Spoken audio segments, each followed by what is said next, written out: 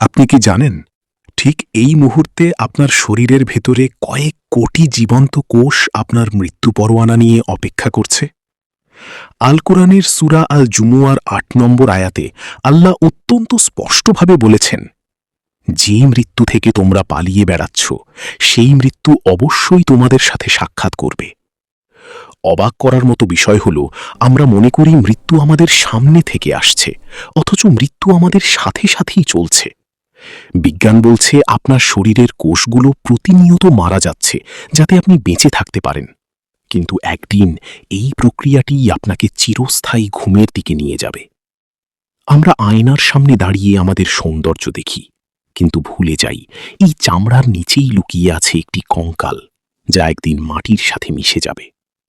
আসলে মৃত্যু কোনো শেষ নয়, বরং এটি একটি মহাযাত্রার শুরু মাত্র। যে জীবন মাত্র কয়েক সেকেন্ডের ব্যবধানে শেষ হয়ে যেতে পারে, সেই জীবনের পেছনে কি আমরা অন্ধের মতো ছুটছি না? সময় ফুরিয়ে যাওয়ার আগেই নিজেকে একবার প্রশ্ন করুন, যে মালিকের কাছে আপনাকে ফিরতেই হবে, তার জন্য আপনার ব্যাগে জমা করা পাথেয় ঠিক কতটুকু? অবাক হওয়ার দিনটি আসার আগেই আজই ফিরে আসুন আল্লাহর পথে, কারণ পরকালের সেই আশ্চর্য জগৎটি আপনার আসল ঠিকানা।